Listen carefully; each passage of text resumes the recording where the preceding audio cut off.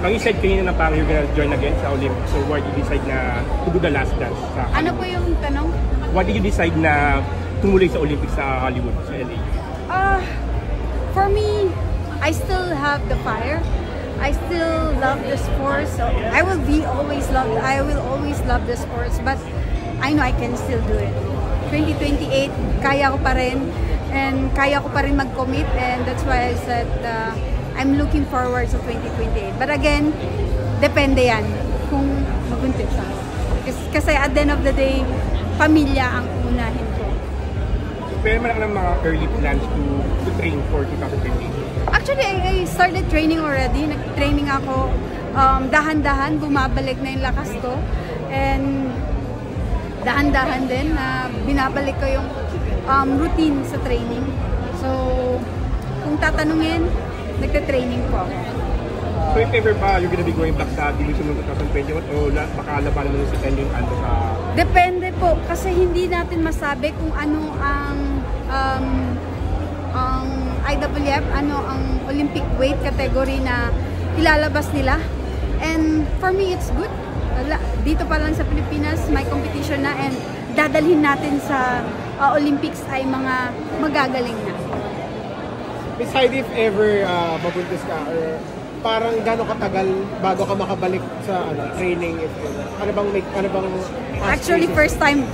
Parang alam ko na mabuntis ako, no? Pero, ayun nga, first time, if ever. Pero, ayun nga, marami naman tayo nakikita na kahit buntis nagbubuhat.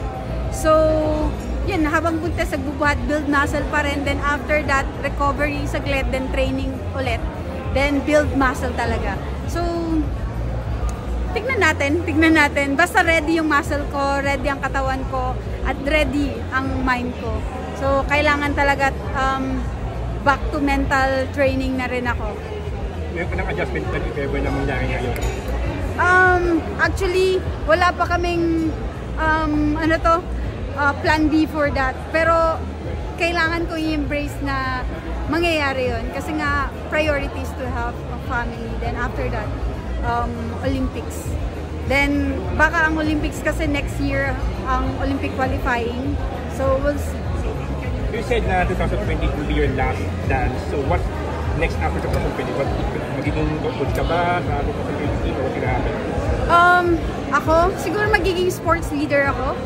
And that I'm doing right now. But, it's more on inspiring young athletes and to have family. Then, yeah, more family. Ano mga immediate tournaments na pinaghahandaan mo? So, ngayon, nationals, hindi ako masyadong handa. Sinasabi ko na ngayon, hindi pa ako masyadong handa. Pero, ayun nga, nasa 80 to 90% na yung lakas ko. So, nationals is next week. Papunta ako actually sa Dumaguete for National Championship sa Dumaguete. So, weight category mo, sinong challenger mo? Ando. Okay. Pero for Olympics, I'm not sure yet kung ano ang ilalabas na category, kung meron bang bodyweight namin ni Ando o wala. So we cannot decide it yet until next year or this year. After National Open, anong next mo? National Open, SEA Games. SEA Games, tapos? Actually, may World Championship, then SEA Games, then next year Olympic qualifying. Kasi para sa akin, mas priority ko ang Olympic qualifying for next year. So kaya training pa rin ako tuloy-tuloy kahit medyo busy as tournament director sa palarong pambansa. So next year, ikaw yung tournament director for palaro? Hindi ko po masabi kasi may proseso po para sa weightlifting, but we will do our best para maging regular ang weightlifting. We will do a lot. So I need your help na sana matulungan niyo akong na-spread na magkakaroon ng program for safety ng weightlifting sa palarong pambansa.